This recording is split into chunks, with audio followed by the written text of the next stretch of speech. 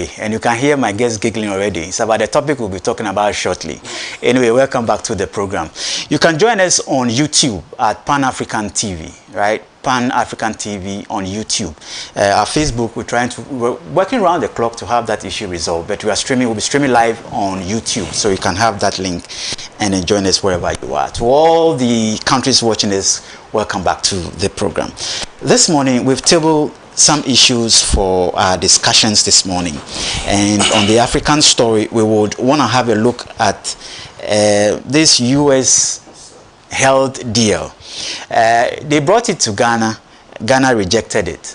Now they've taken it to Zambia, and Zambia is blasting the US over that $2 billion health deal. Whatever it means, we want to find out. You remember that Ghana also rejected that deal because of issues surrounding accessing data, citizens' data, sensitive citizens' data. The USA wants to have access to our data collection, but we say no. We'll have a discussion on that. And then we look at issues about the Bank of Ghana. Right? Yesterday, the majority held a press conference. And the question we want to ask, now, who bears the brunt? The two giants are fighting. Say losses, some say equity, some whatever big words they are using. I don't even understand. But what does it even mean? And who suffers the most? Does it mean that government goes into a programming, we want to stabilize the economy and we have to run losses?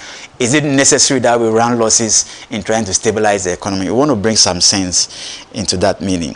And then yesterday there was this dismantling or demolition of illegal structures at the OTOKUNOR site. A lot of issues have come out. Issues about permits, issues about transfers, people being transferred to the northern region for punishment. Right? We want to take them to the north because we want to punish MCs and officials who are implicated. We want to have a discussion on that. And then we'll lastly also look at the oral issues. You've heard the legal tussles, right? The Attorney General withdrawing certain cases, and because some new evidences has been found, it looks like arrest, rearrest. But the question the ordinary Ghanaian wants to find out is, are these just legal battles? What is happening to the prosecutions when it comes to oral? So these are issues that we want to have discussions into this morning. And in the studio with me is James Mahamudu. I believe I got it right. Yes, he's a member of the NPP communications team and also former parliamentary candidate for Krachi in Chumuru. Yes, right. Good morning, James. Thanks for your time. Yes, right. Also with us this morning is Dr.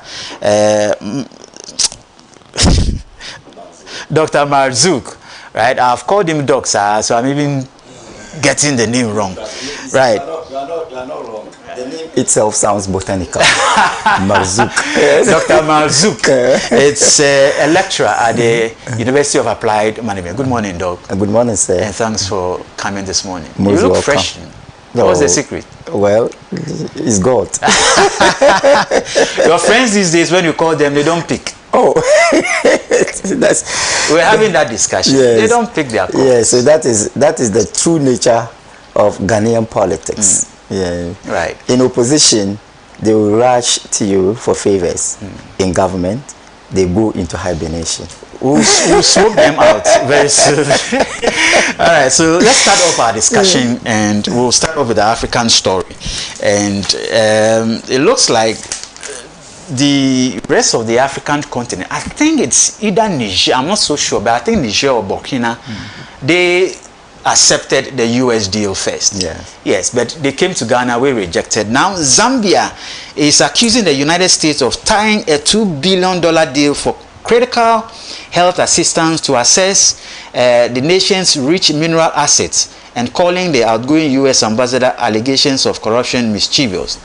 Right, so their part is that they want to give $2 billion for the USA as aid in healthcare. Right, Zambia in return will give the USA access to their natural resources. Whatever that means, nobody knows. So the USA wants to have free access to Zambia's natural resources, then they give them $2 billion in aid when it comes to health. James, I want to start off with you. I don't know what you read. Ours was, and I think they are tying different policies. It's not just one. They give you, ours was about 1.2 billion, right? And ours was to give them sensitive data of citizens, all the data information that we have on Ghanaians, the USA want free access. But in Zambia, they are asking for access to their raw materials, the gold and, you know, bauxite and all those things. All the raw materials the USA want to have access to. Okay, my boss, I want to give a very good morning to our cherished viewers, wherever you are watching us from. It is true, to start with, I want us to all understand that our whites, these are masters, they will never go into any deal to your advantage. That is one thing I have observed over time. They will never sign any deal with you to your advantage. From the beginning, it might look juicy. From the beginning, it might be convincing. But when you go into details, you realize that you might be entangling yourself with something. That is why sometimes even the level of education and the curriculum they introduce to us make us not to have in-depth understanding of these deals. It's just that today we are also going beyond our territories and studying other phenomena. That is why we are getting to know some of these. Initially, whatever comes from the white, from the donors, we accept it. You know, Ghana, when they came here, we rejected it because it is not safeguarding to say you are going into a deal with us and we will allow you have access to our information. Sometimes a sensitive health information. My brother, I think the world has come to an age that everybody should have what they protect. What wouldn't be out there, what not everybody will have access to. But in the case of Zambia, to say that you are going to give them a health aid of 2 million, it's 2 million, right? 2 billion. Or billion, okay, 2 billion, in exchange of their natural resources. My brother, this is so appalling. Yes, this is so appalling, because when we talk about natural resources, there are a lot into natural resources. Yes, natural resources, like, I don't know, for Zambia, they also have gold, right? They have gold. I think they have, I think ore or something, or one of them, yes. I've forgotten. Okay. Copper. Yeah. They have copper. Huge copper mines and stuff. Thank you very much. So, to say that you give them 2 billion health aid and they will give you access to your natural resources, to their natural resources, then what do we say is an aid? To my understanding, when you want to extend an aid to someone, or you want to grant someone an aid, it means that you are in to help the person. Sure. So if you say you are extending a health aid of 2 billion in exchange of their natural resources, then it becomes more of a barter or a trade agreement, not an aid. And this is how deceptive these people have been. It's rather unfortunate that African leaders, they have failed their citizens, that sometimes you cannot be able to stand strongly against some of these things. Like, some of these deals should not be something that should be brought to our table. Because it looks insulting to say that you give us 2 billion and we will give you access to our natural resources. Natural resources worth what? For what number of years? Or what have you? It means that the deal at the end of the day will favor the US more than either the Ghanaians or the Zambians or wherever. So I think it's a good call for them to also reject it, because Ghana, we rejected it, and I think we are not dying. Life is still moving on. So they should also go into it. But all this depends upon the state of the nation. There are some states that are suffering. So I will urge African countries to also make sure that we'll be able to appropriate our affairs to a state that not all deals that we will open our arms to, not all deals that we are going to wholeheartedly embrace. We have to assess it. If it doesn't make meaning like that of Ghana, you reject it and life goes on. I think that's the little I will say about that. Thank you very much. Doc, it looks like there's another side to the coin where the USA is also looking at challenging China's dominance. You know, China has huge, role when it comes to Zambia. Their railway systems and all those things. And the USA want to challenge that initiative coming in from China, especially access to their transition, energy. They have huge fields of copper. And you need, copper when it comes to batteries, and we're now transiting into green energy. So obviously there's a chase for these raw natural minerals anywhere in the world, and obviously Zambia seems to have huge deposits of these minerals. What do you see happening? Aside, because USA is thinking outside the box. They are not just looking at the health deal. Obviously, it's far-reaching than what we're talking about currently. Yes. Good morning to the cherished viewers of ours, and thanks for the opportunity to be here. Good morning to a special guest here. One time, the parliamentary candidate. We wish you all the best of luck next time round. Yes. You are right, sir. You are right. Your observation is right. But beyond that, we are dealing with 3 fundamental features of imperialism. 1 is transactionalism, 2, paternalism, and 3, supremacism. And that's exactly what we are seeing here. You will agree with me that for a number of decades, the US has been an imperial power, and no one can contest that.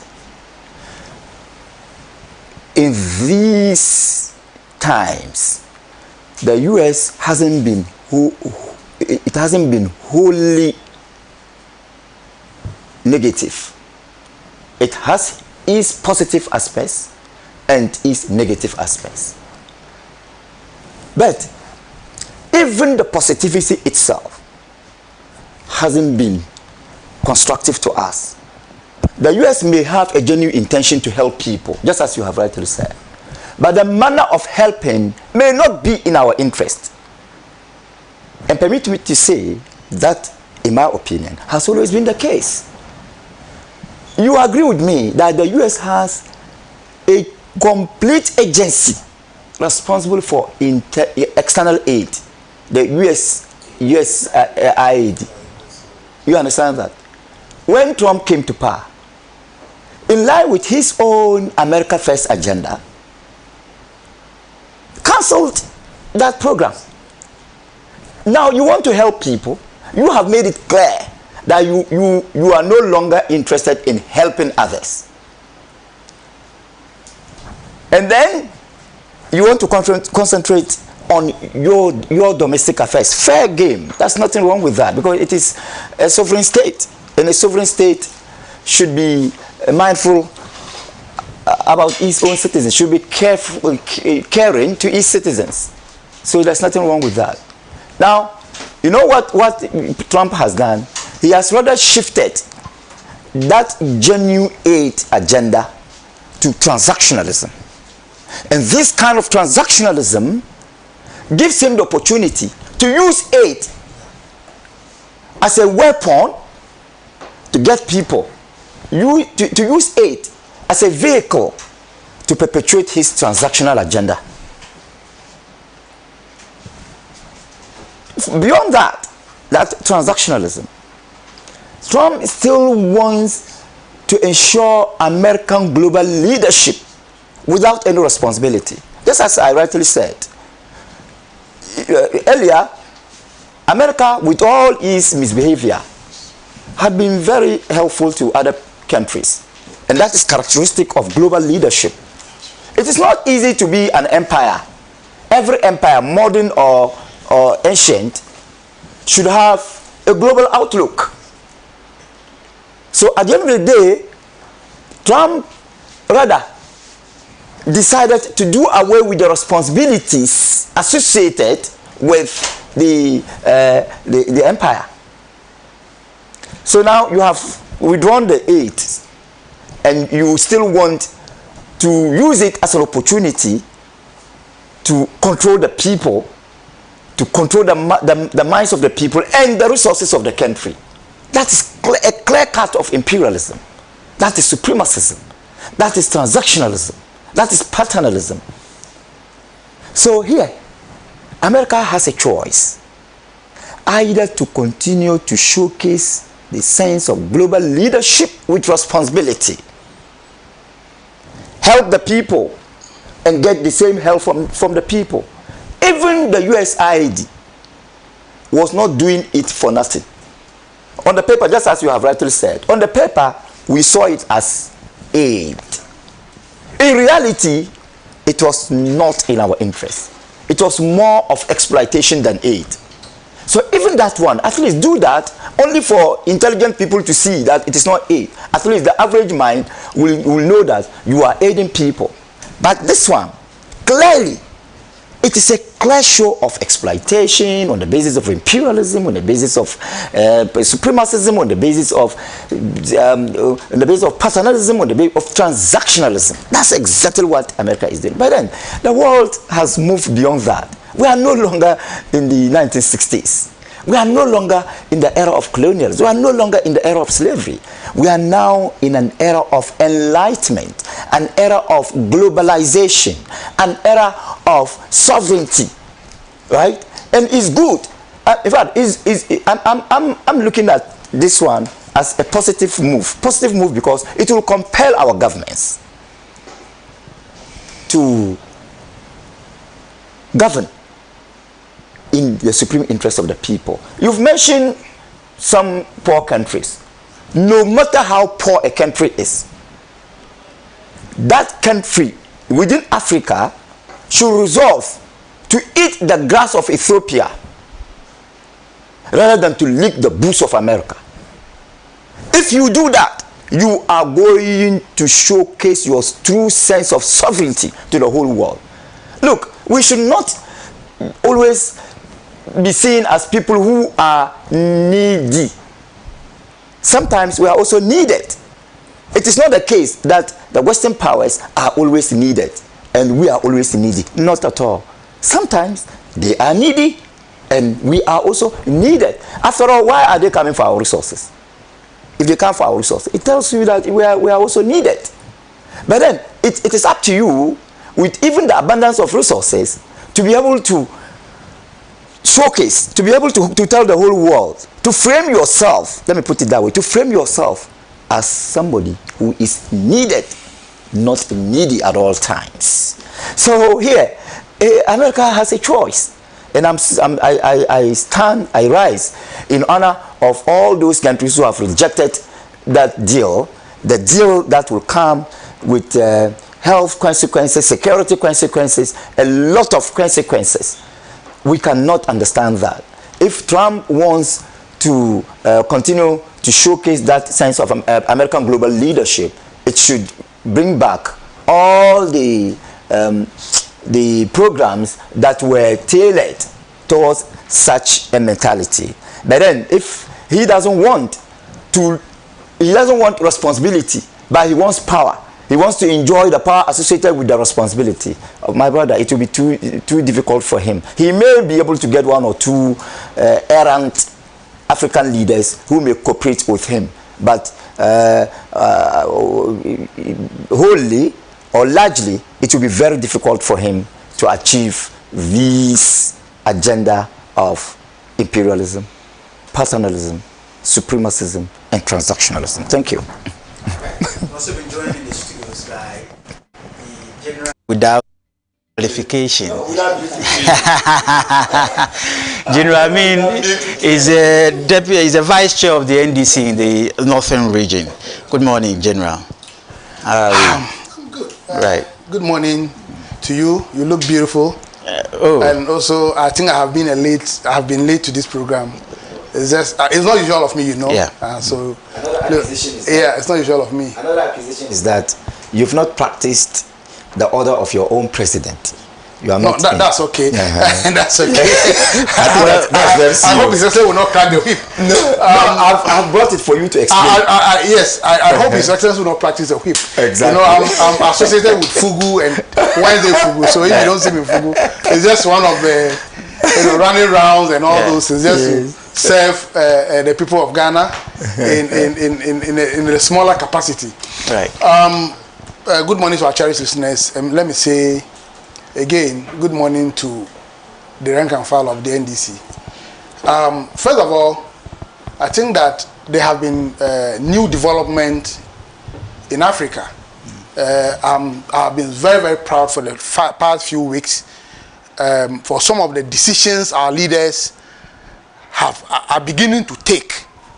In the immediate past, we had discussions here to run down our leaders for not being bold enough to take decisions that inure to the larger populace of the African citizens. And so if today, His Excellency the President John Dramani Mahama and the Ghana government has refused to take certain largesse with certain conditions, that is just a plus for us as a people. And following up is with the Zimbabwean leadership. The government of Zimbabwe has, followed suit on the decisions of His Excellency John Dramani Mahama, who, in earnest, is going to be the AU chairman after he exits office. And if he begins this way before time, I'm sure he'll get people like him who thinks alike, like the Zambian leadership, like the president of Zambia, who have also done same. I've listened to a larger extent the presentation of my brother, and there wouldn't have been any need for me to even have any additional input. But colonialism is still with us, and it is time African leaders revisit our foreign policies to see what inure to the benefit of the people and not benefits to the leaders. What they do is that they will threaten you with certain conditionalities, and even to a larger extent, they threaten you with your own safety. I know what happened to many African countries. I mean, not underdeveloped countries, not only Africa, Asia and many other countries, who have gone to the UN General Assembly to blast the American leadership. I remember that of the Iranian president, the former Iranian president, Ahmadinejad, who stood on the soil of America to tell the American people that, look, you can have whatever you have. We are a sovereign country, and whatever decisions we take as a people, that is what our people will help our people, and that's what our people will like. And so if Africans should begin to emulate some of these examples that when we domesticate our thinking, our development, whatever we have, we can only partner with foreign organizations in the sum of businesses and kind of investment, because we have everything as a continent. There's nothing that we lack as Africans. It's just that we have not been fortunate to have good leadership. And so if leaders begin to behave the way they are behaving now, I'm very, very proud, I'm very, very happy, and I'm hopeful that many of African leaders will follow suit. And when that happens, the African will begin to realize that the superiority of, the perceived superiority of the former colonialists are not better than what we are today. In fact, we are far, far better. In fact, I had a friend who came from Netherlands and told me that when he walks on the street of Tamale, he walks on the street of anywhere in Ghana, he sees money lying down. I asked him, what do you mean by that? He said, look, we need to invest more into research. When we do research in our universities, I'm telling you, we'll be able to, open the opportunities that have not yet been tapped. And when that happens, nobody will have the beef of traveling to a country like Europe, country like the America, for the conditions that are not available. In fact, they are just imaginary conditions. And if we want to have free gift, then we will be compromising our ideals as Africans. We'll be left to the extent that we'll be left alone to the extent that the generations just unborn will rise to blame us. Because in America today, every minute, every second, every hour, there are people who are involved in drug peddling, people who are involved in abortions, people who are barons on the street. Is that the kind of development we want from that country? And so if we begin Yeah, gun running, yes. Now in America, they sell guns on the shelves. Anybody can walk in there and own a gun. And so, is that the kind of society we want to build in Africa? No. So America is not a good example for us. Europe is not a good example for us. In fact, there are good things that we can emulate. But some of the things that will affect the basic development of the African people, we must begin to talk as countries. We must begin to talk as a continent so that we formulate our own approach in solving the basic needs of our people. So there's this argument that the US is now a falling or crumbling empire. You know, when empires are crumbling, Declining empire. the declining empire. Anything that tends to decline comes up forcefully, right? It's just like an animal dying. The way they shake their legs. That's the way America is behaving now. Right. Want access to everything. And they are behaving now. Africa has always been like their back kitchen. But they just come to the kitchen and then pick and then they go away. But Trump is worse that has ever happened to Africa. In fact, I've read so many write-ups from other American leaders. Because when Trump was coming, he was talking about American foreign policies.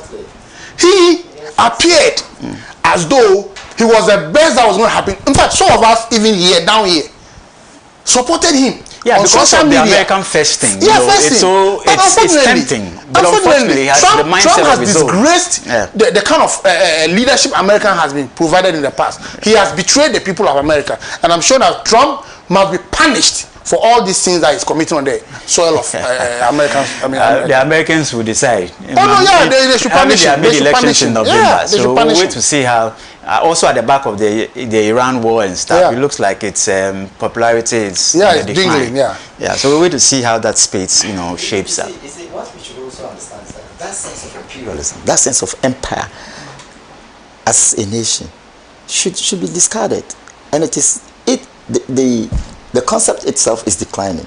It's not that America is a declining empire. Even the concept of being an empire is declining in the modern world. I'm telling you, because who thought that today an African nation could stand up to an imperialist bully? Who thought?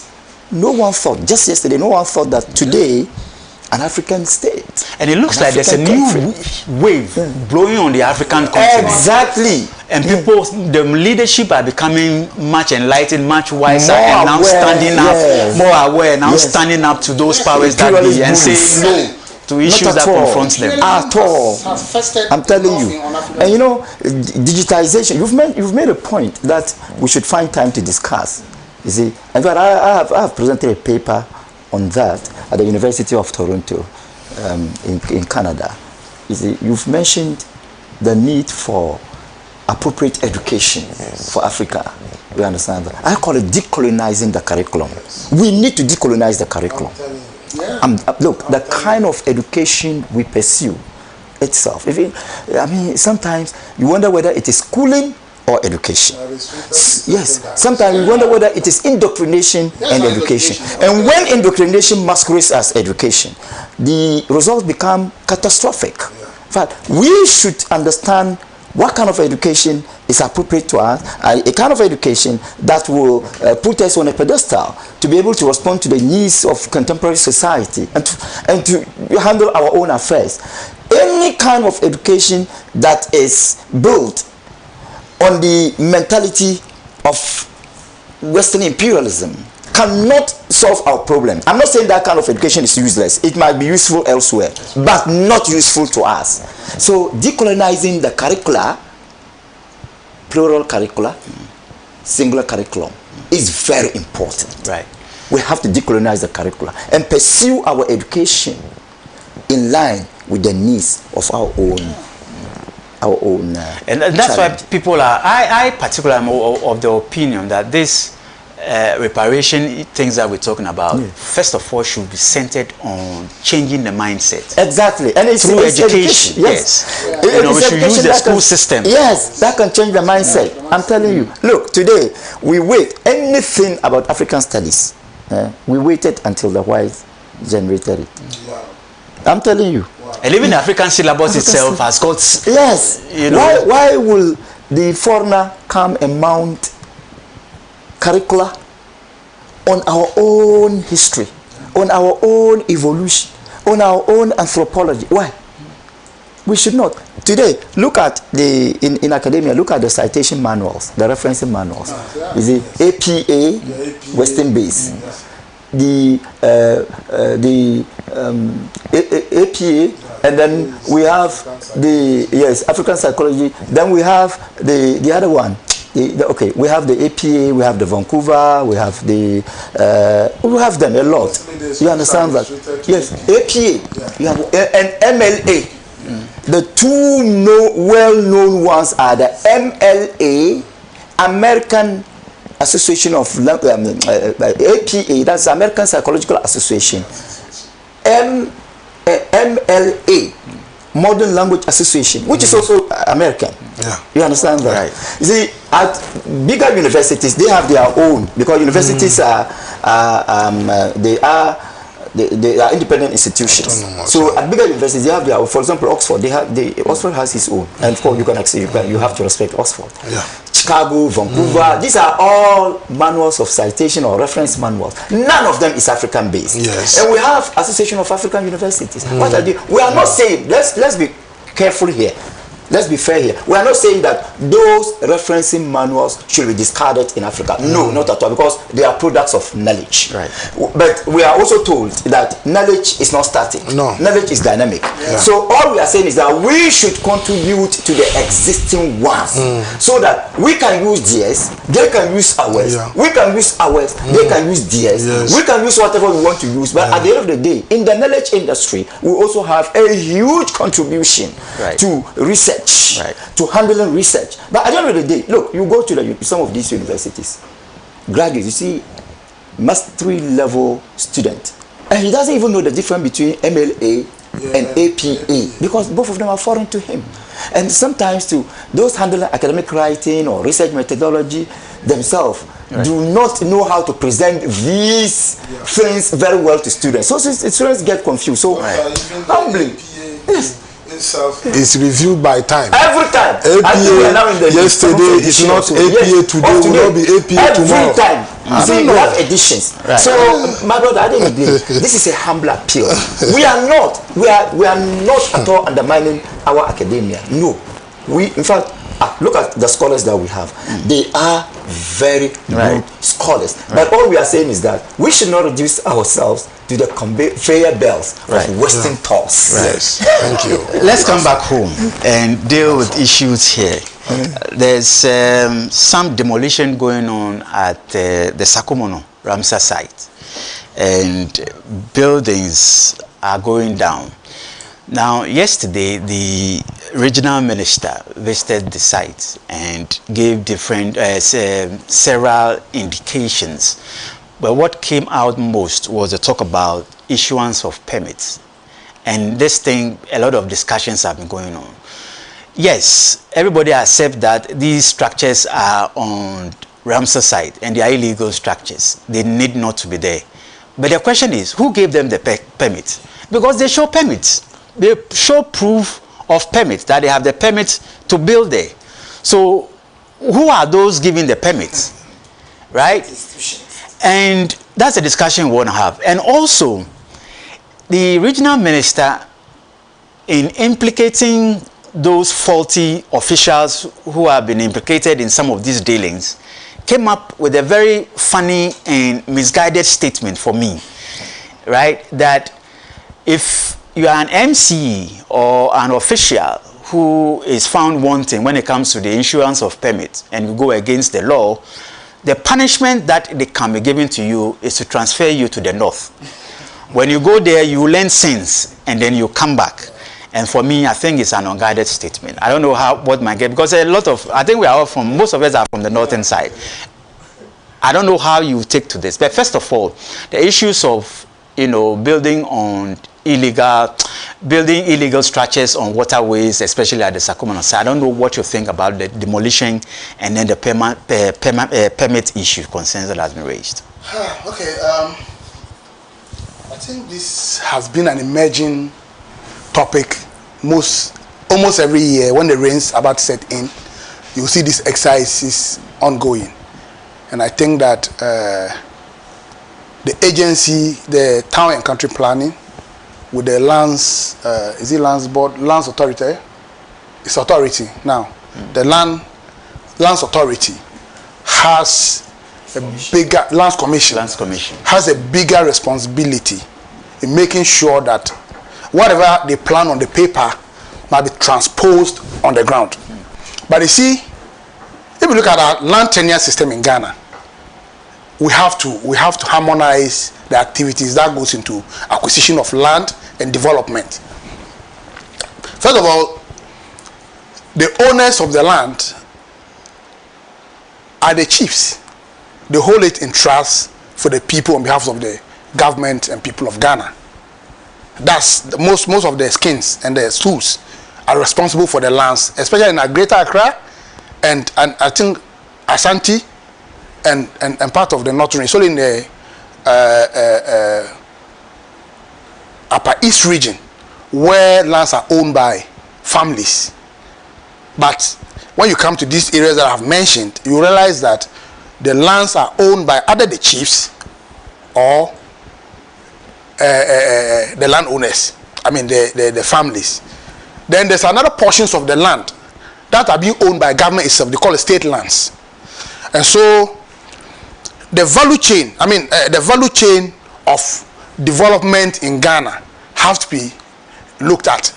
So I was thinking that government will put all these agencies together under one leadership, so that instead of having because the planners, as a landowner, you go to ask that you want your piece of land or to be planned, and then when that happens, you now decide to give out these lands to other private developers or corporate developers. And that's where the problem comes in, because the district assemblies, the metropolitan assemblies, all have planners sitting in those offices. And when these plans are done, they are supposed to do the supervision. That's why when you see people building, they'll ask of your permit. They'll ask of your permit. And the acquisition of permit is another difficulty. So I understand the assembly sees every quarter to approve these lands. So if the original plan that was developed by the town and country planning, on which the assembly's planning officer or the person in charge of planning the assemblies is a member of the town and country planning, why do we have differences when the surveyors through lands commission goes to do the transposition on the ground? You see the conflict that happens. And so what is very common is that when the plan is done, the landowner or the landowners, the chiefs owns the plan, and they earmark on that plan public use spaces like schools, hospitals, clinics, football parks, and all that. And then another time, there's what we call a buffer, because when you are developing, especially on the waterways, they allow those places they call a buffer, where you can have wastewater drains and all that constructed, where it is a lowland area. And the Ramsey side is one of those places left for other activities, I think for birds and other natural habitats to use that space.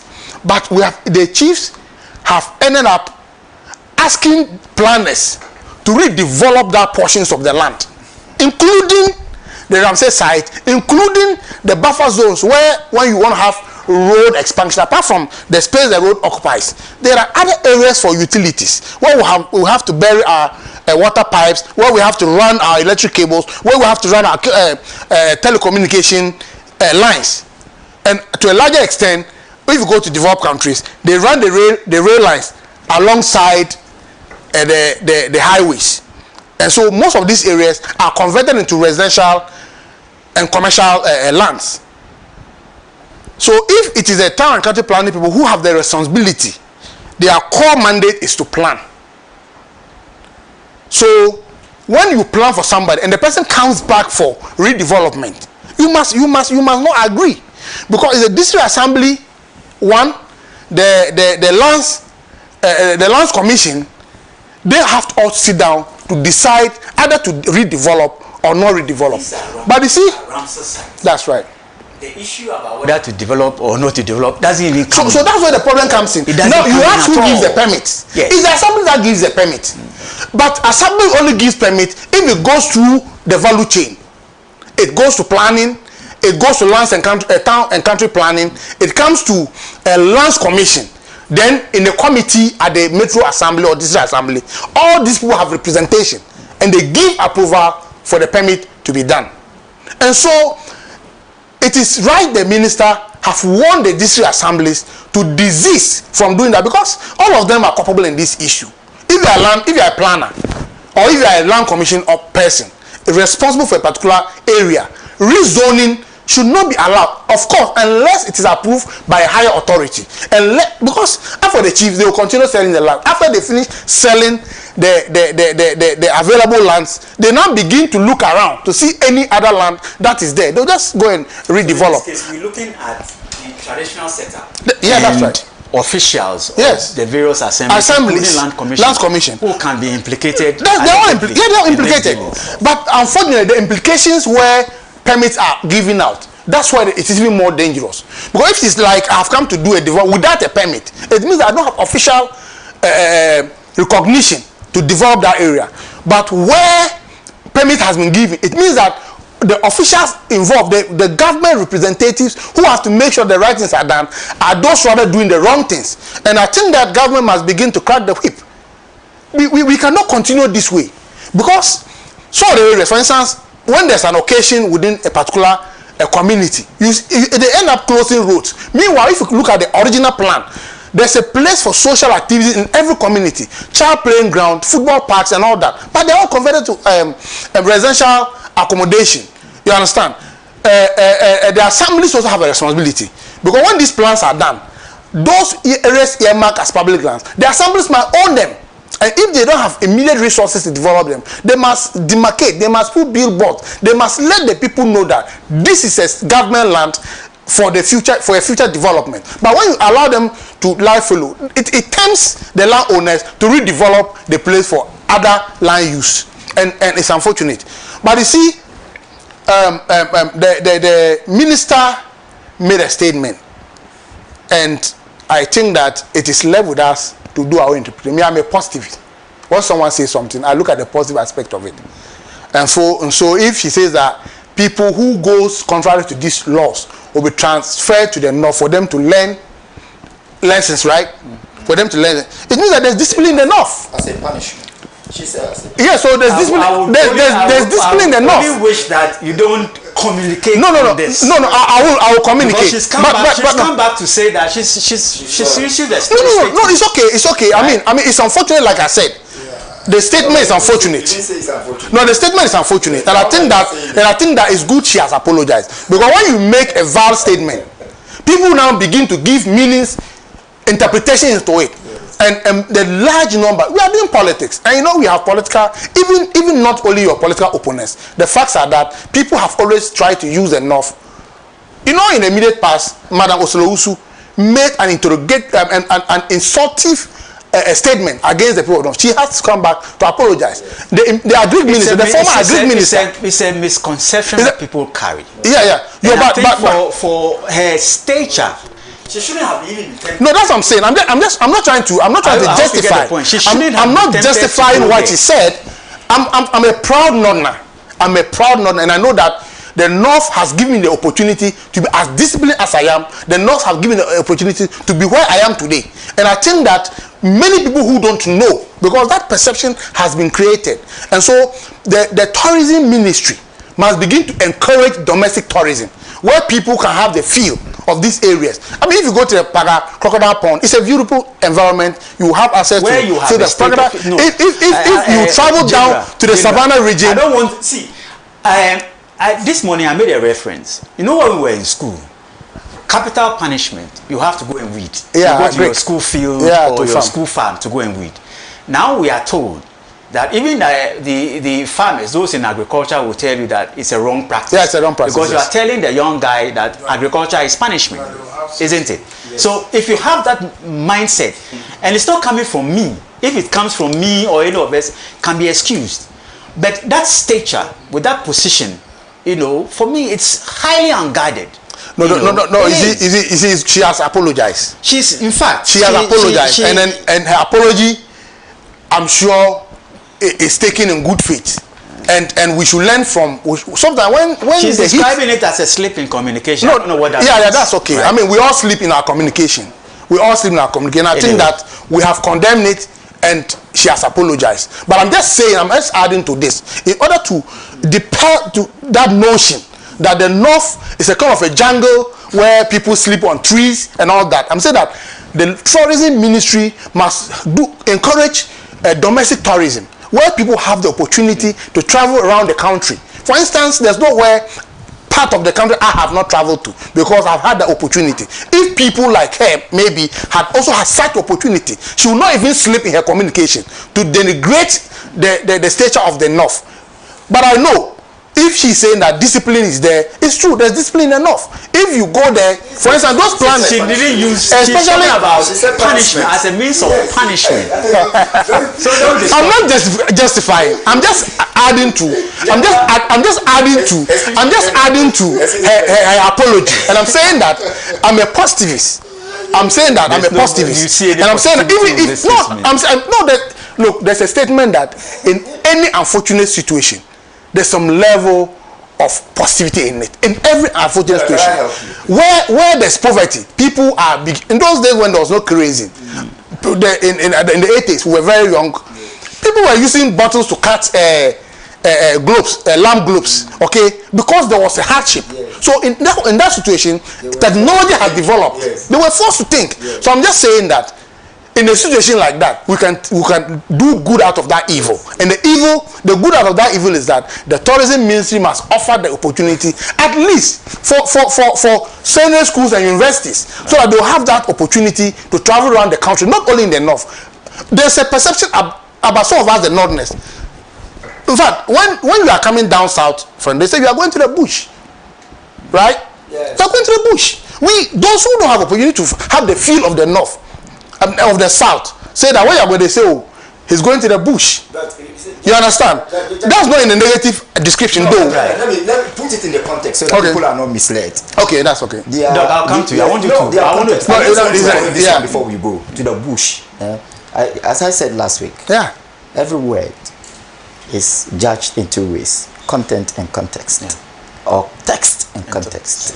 So contextually, when a Northerner talks about the South as bush, he or she is referring to the region as a forest area. Forest area.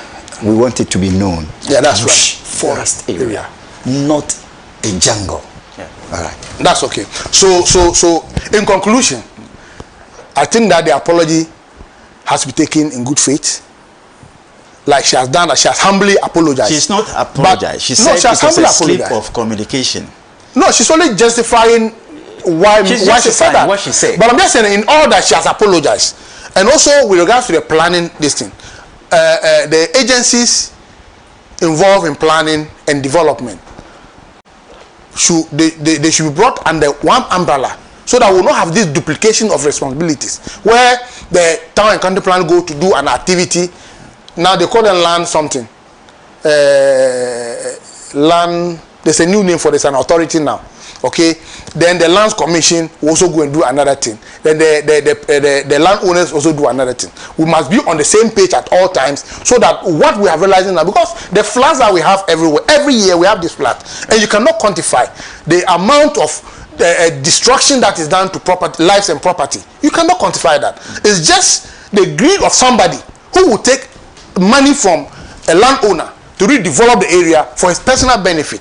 But what comes after that? And so when you go and break down that property, you have not done enough. People must begin to be prosecuted for occupying certain spaces they ought not to occupy. Because the reference was made that even when they pull down the structures, in about a week or two when they go back, the structures are yes, people must begin to be, the whip must be cracked. Because you are approaching an area that does not belong to you. But somebody gives an official permission to do that, by giving out the permit. Right. And so I think that government must crack the whip seriously. In fact, I'm a planner. And should it just be about transfer? Because no, in this instance, transfer. Issues about criminality may be even involved. Yes, criminal. Yeah, because so if a public official commits a crime and then the worst form of punishment to say is go to the north, and you leave the criminal side of it, it becomes also problematic. Yeah, so because public officials are only transferred, no matter what the issues may and be. They commit more wrongs elsewhere. They go and commit the same thing. Yeah, so if I know that when I steal 10 million cedis, I'll get to be transferred to the north, I will steal the 10 million cedis, get to be transferred to the north, and enjoy my booty. Yeah, because the best place to stay in this country, in fact, you should have come in late, because there's traffic on the street. Right.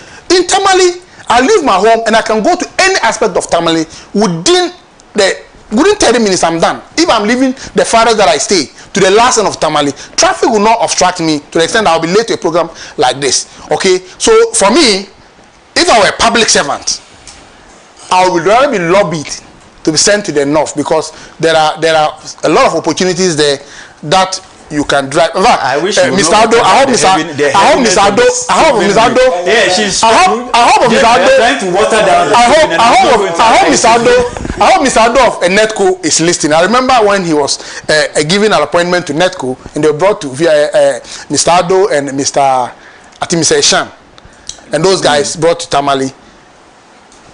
I met them at the transport yard in the morning, and it's like they thought they were sent there to be punished. But now Mr. Addo and co, their houses, their family, everything is there. Now they are Ghana people, but they have now become the Gombes in Tamale. Yeah. So it's like that. I mean, people must begin to experience other places. They can make good judgment of all those areas. General is trying to water down the issue, but let me make an inference about our land tenure system. I think that's where the problem lies, how we manage our lands. I took a study tour to Rwanda and Malaysia.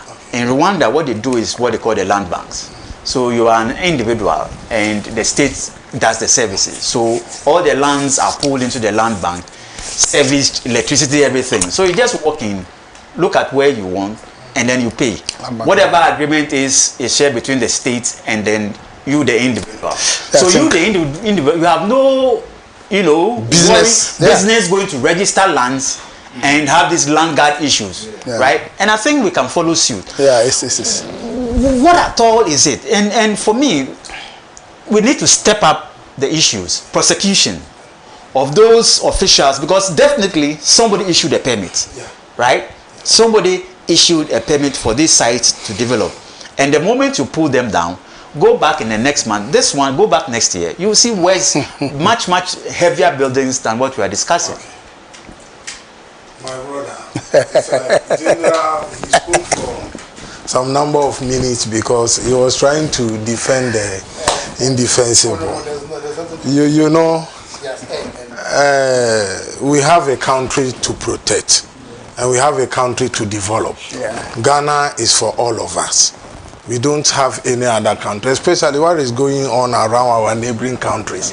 It's a call to us that we must do our own things right, so that tomorrow, when someone is priding himself about his own, we also have something to point our hands to. Land issues in Ghana is becoming something that calls for state attention. When you acquire a land today, what you do is to register the land. And when you are registering this land, it goes through the Land Commission. And I wonder how a land could be registered without going to inspect the site. That is one thing we must all look at. How do you register my land for me without going to inspect the site? So it is after the registration, the project you do on it. If it is a building project, then you go for building permit. If it is maybe a project of environmental impact, then you go to the Environmental Protection Agency. So it means that our laws are clear, say that some mistakes are not supposed to happen at all, because we have the laid down systems that is supposed to ensure that the right things are done. But my brother, today you get people built. If I am going to buy a land, I might be new in Accra, I might not even know what is a Ramsar site. No, my brother. Sure. Yeah. Am I not right? I might not even know.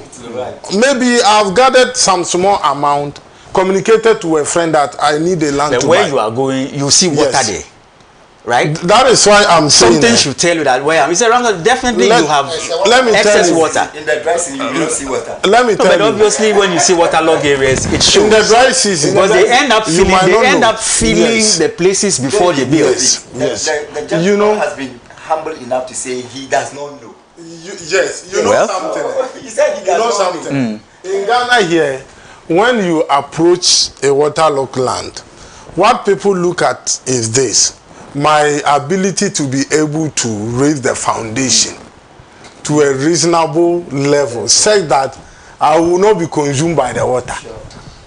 You understand? Not all waterlogged areas are Ramsar site. You understand? So I have come to buy a land. I've gone to register for the land. It would have been very difficult if I have gone to buy a Ramsar site and the systems will not allow me to even proceed.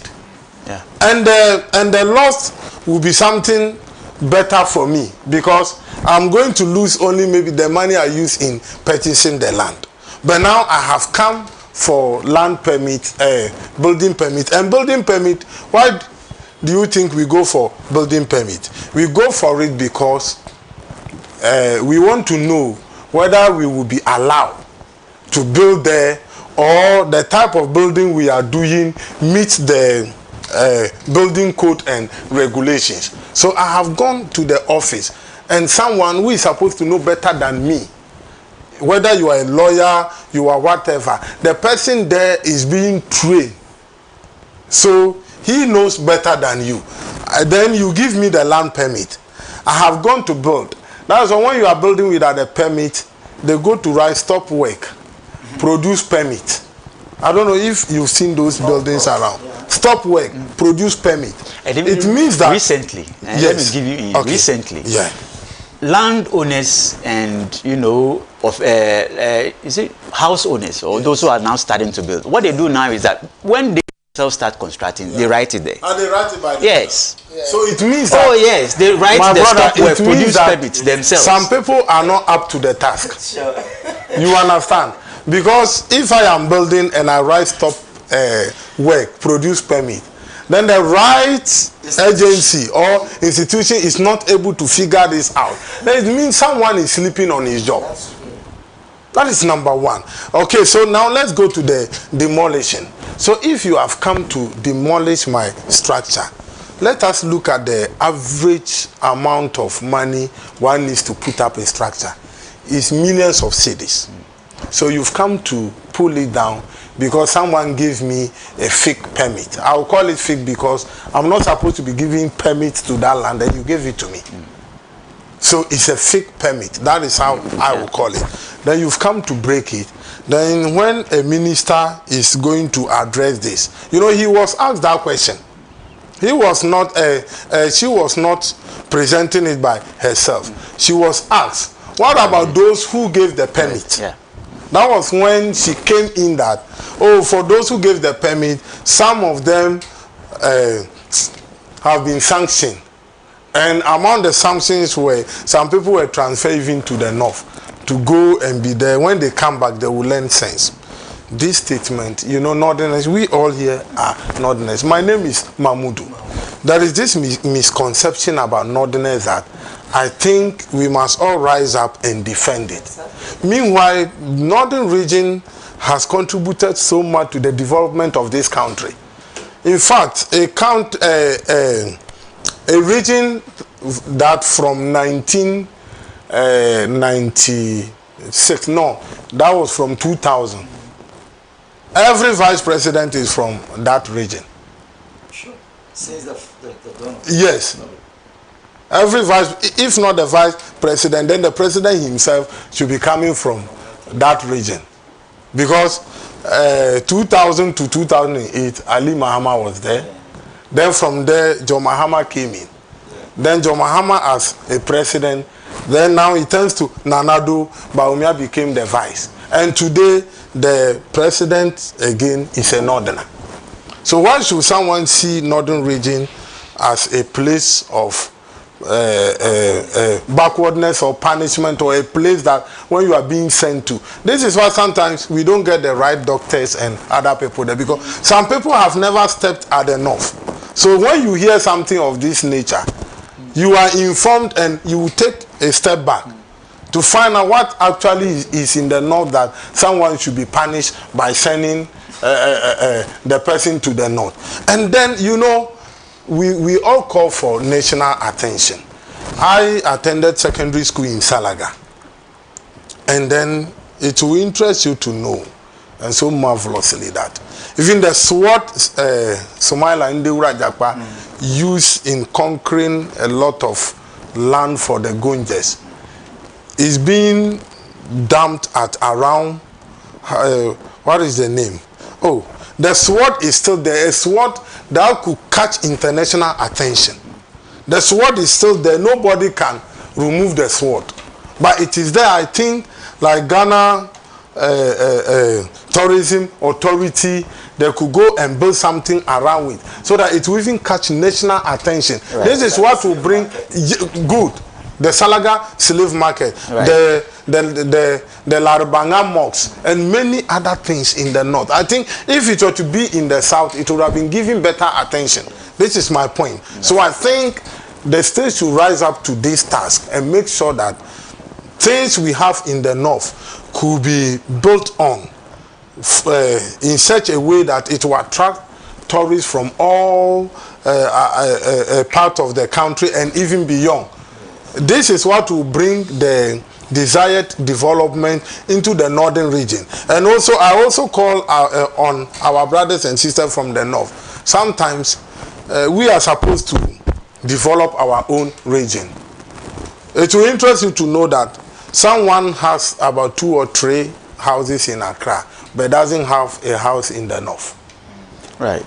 Or we put up a substandard house in the north. So I think we are causing our own problem. But, you know, insulting authorities and people has become an anthem to the NDC, especially their female appointees. That is how I will end it. Thank you very much. Hold on. No, let Doc come in. I'll give you the chance to be back. I'll give you. Hold on. You just want to refer me to 1 or 2 things to say that. Insulted, not necessary. Yeah. This madam was also in the former. Oh, that is why I say. So that's all for justification. No, I'm not justifying. I'm just saying that if you end by saying that it is common with the NDC female appointees. It's unfortunate because on record we have had Madam Oslosu who have said even worse than that I cannot repeat on this program.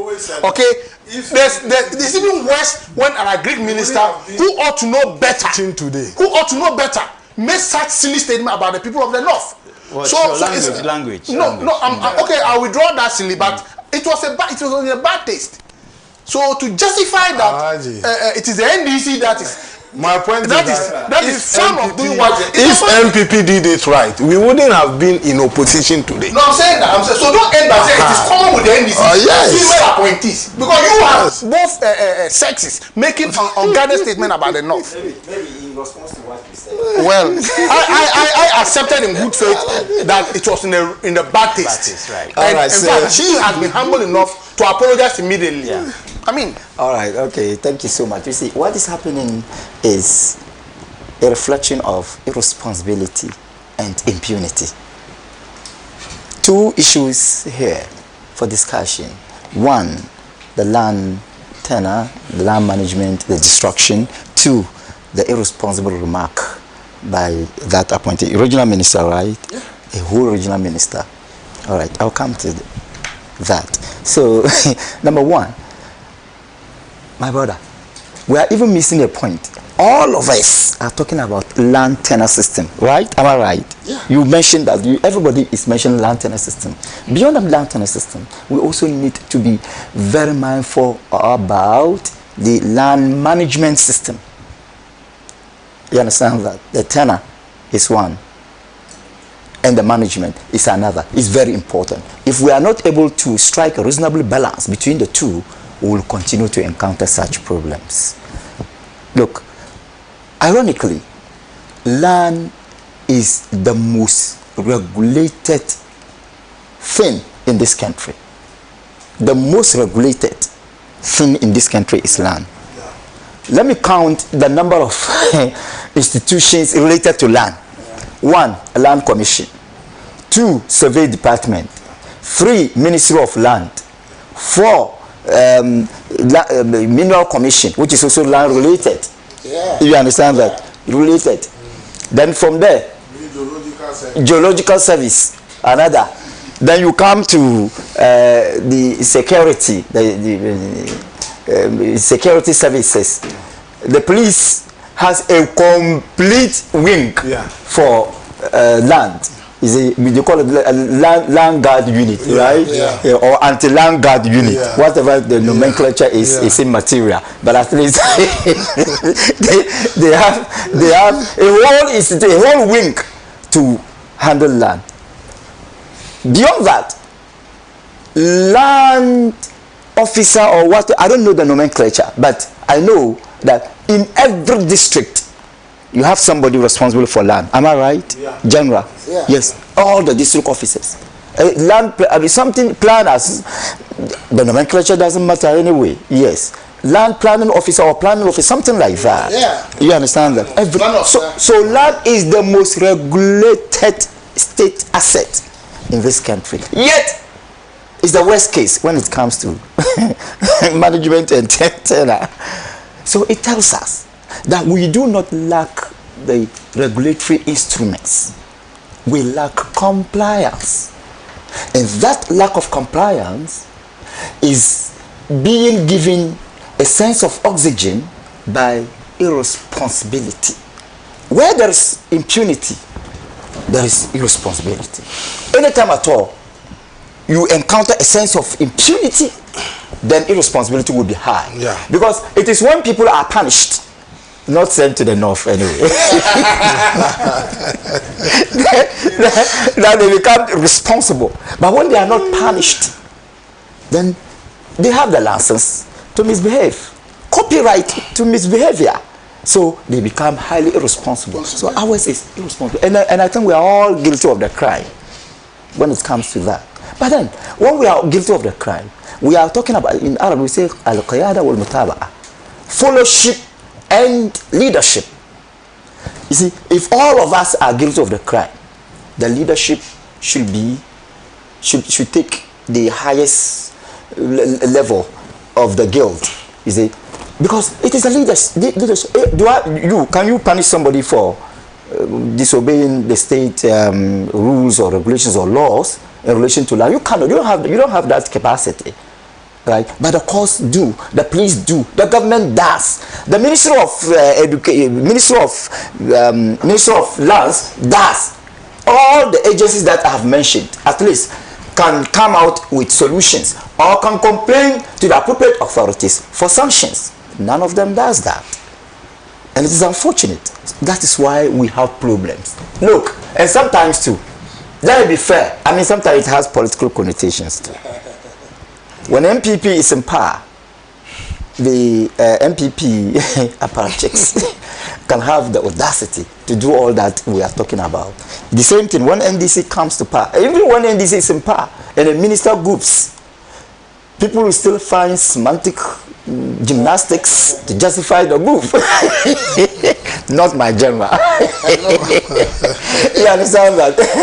So at the end of the day, you realize that we have done away with compliance. We have done away with responsibility, and we are all cherishing impunity in that area. Look, you see that I laughed when you mentioned that people will even write and they stop work.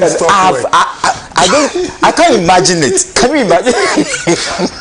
I can't imagine it. You can imagine. So at the end of the day, it has become very public. It has been normalized. We've all been made to understand that once you are able to dodge the system, or if you are smart, then you can do it with impunity. You can do it without any criminal responsibility. And that is why it is happening. Please, let's be serious as a nation. And I will call for a fewer regulatory bodies. In fact, I call for a fewer regulatory body rather than the redundant institutions that are of no use. that are just looking without any sense of assistance, without any sense of, in fact, irresponsible, very irresponsible. I think that is not good for us, because at the end of the day, people are there collecting huge sums of money as salaries, and they are not working, they are not doing anything. The geological department or survey department or the lands commission should have been enough to solve this problem. Yeah. In an era of digitalization, we still have to go and sign papers and do this and follow that, follow those. Be in your office, yes, screening. For man, look at what you have just mentioned. What is happening in Malaysia and the other country. You see, you wonder. We don't have to do that. If you go to Turkey, you see all the buildings in Turkey. In line with their land management, the people living down, maybe more than the people that you see up there. I'm telling you. Management, people do land management, and the management is highly controlled by law. It's regulated, it's responsibly and productively regulated. People comply, no one suffers. You know, we are a developing nation. We still need a lot of development in future. So these issues, the appropriate authorities are these municipal assemblies. Yes. Because if the buildings are springing up, they are the first point of call to see. And that's why they have land officers there. Yes, all the assemblies have land. Yes. They have land officers. I'm coming there. Tiny thing. Yes, I'm coming there. Not a tiny thing. It's a huge thing. And it's all inclusive. Building. So much to say that the Ramsar side gets filled and nobody from all these assemblies see. Even from the foundation level, you should intercept it. Yes, you are perfectly right. You even mentioned that. Look, who can you just get up and go and start building? No, you need to follow a process. Yes. And I'm saying that all the processes are tainted with corruption. Yeah. All the processes, all of them are tainted with corruption. I'm telling you, you go and buy the land, corruption. You go for the permit, corruption. Registration, corruption. Building, corruption. Certification of that building, corruption. Even sometimes the wearing is corruption. And the demolishing too. And even the demolishing is corruption. Some people even pay so that they yes, let me tell you something. To be frank with you, look, you see, if you want to demolish and you don't consider the realities or the context, definitely you may be demolishing wickedly and destructively. Because the demolition is supposed to pave a way for construction, right? For the right thing to be done. But I'm telling you, sometimes even the demolition itself is influenced by hate. Demolition itself is influenced by partisan loyalty. And sometimes these same lands after some period will be yes. Oh, we've seen it. We've seen it. It has happened. It's normal. So it has now become a matter of might over right. Once you are powerful, no one can do that to you. But if you're not powerful, I'm telling you, your building will be demolished, and the same land will be used by another person who is much more powerful, and then nothing can happen to that person. So the cycle of evil continues. I think that it must stop. Now let's come to the insulting remarks. let me appeal to, first of all, there is an adage in Arabic, al-iqab qabla al-iqab, warning before punishment. I strongly believe that we need to pardon her, right? But pardoning her does not also mean that we should not condemn her irresponsible remarks. That in 5 words, I describe what she says as a vomit of an ignoramus. I repeat, a vomit of an ignoramus. She's very ignorant about the North. Very, and there are people like that. We pardon them, I'm telling you. You see, you have to pardon their ignorance, and I think this should give her the opportunity to enlighten herself about the North. Well-schooled people, I won't call them educated people, well-schooled people in this country, some are very ignorant about jurisdictions outside their domain. I'm not saying the North. You see, there are well-schooled Northerners who are very ignorant about the South. But largely, well-schooled Southerners are very ignorant about the North. So you sympathize with them. You give them the opportunity to learn, to do away with their ignorance. It's just ignorance. She doesn't know anything about the North. Look, I'm giving you a scenario. 2 days ago, I was driving home, and then a police officer stopped me. I stopped. She said she wanted to look at, to check my boot. I opened. Anytime, whatever she says, I was calm. So at the end of the day, once she opened the boot, she saw, when she even came to the car, she saw a lot of books in my car. Then she asked, "Oh, sir, why the books?" So seeing the books alone made her, panic. Yes, panic. So and I said, "No." Well, she wanted to know why the books are about. Why? Am I on trial before your court? Then she smiled. I said, "Yes, whatever you want to do." Oh, she looked at my face, looked at me. I said, "I was just looking at her."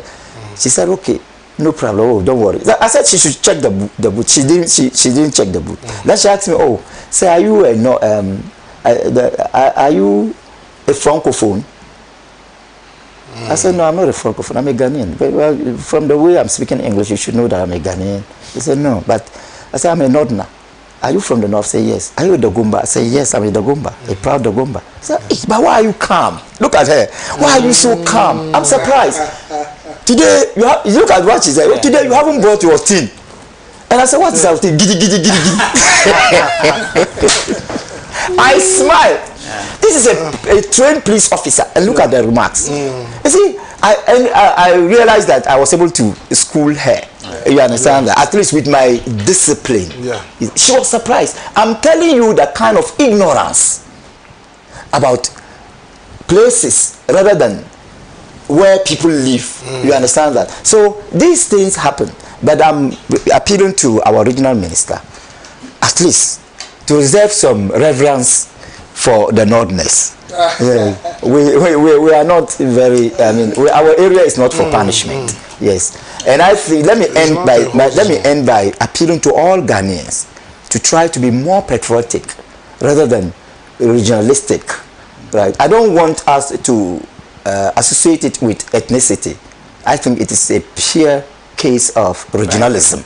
You see, that is North versus South. That is better than ethnicity. But let me end by saying that ours is unity, not division.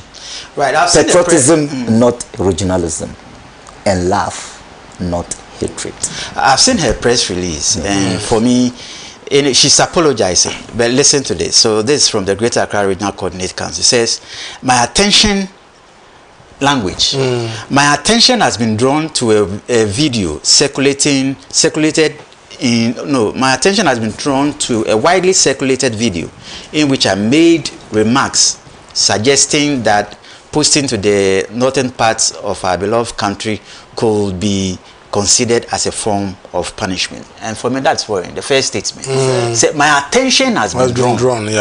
You know, so which means that she's not even sat down to even think through, reflect. You know, for someone, that's what I'm saying, that this language, that's what I said about, I said this language, you know, it breaks, you know, it breaks the mindset. Maybe she doesn't also mean this one too. Anyway, she's apologized, so we'll take the apology. The police officer and I became friends. Normal friends. Oh, God. All right, we need to go, but let me do one or two messages and we are done. But yesterday was the birthday of Dr. Rashid Pelpo, the Minister for Labor, Jobs and Employment. Yesterday was his birthday. I sent a picture, if they can project it for us, just to celebrate him. Yesterday was the birthday of the Minister for, is it Jobs? I always get it wrong. Labor, Jobs and Employment, right? So Dr. Rashid Pelpo, happy belated birthday. Happy belated birthday to you. All right, so let's do. He was my co-panelist about 3 or 4 years ago. This one says, "Good morning, David and panelists. Haba, you know what I mean? Is it because of being politically correct? The lady minister has indicated that she didn't do well. She says it's genuine slip in communication, and here you are struggling to defend it." That's why he's defending it. This one says, there's a contradiction. Okay, so you talked about the BOG issue. We've not really discuss that. This one is from Stephen from Kwabenya. It says, OTOKUNOR, how can prices of hospital equipment at Weja be priced 11 times on an item and offenders are still walking free? All right. I don't know whether you guys have seen the disturbing video of the Weja Children's Specialized Hospital. No. That has been, it's completed, but it's been left abandoned for over 2 years. State of the art. You know, everything fitted, just to open it. Commissioning. It's been there since last year. No, why? We need to know why. So now we are asking, the residents demonstrated, so maybe perhaps it will raise the attention of the officials to speak to the issues. It's disturbing, state of the art, not completely finished, you know. Right. Yeah, thank you so much, James, for coming. Thank you. No, thank you so much. Yeah, General, thank you, sir. Thank you, Mr. All right, and thank you so much for doing the watching. My name is David OTOKUNOR. We'll see you same time tomorrow. Have a productive day. Bye.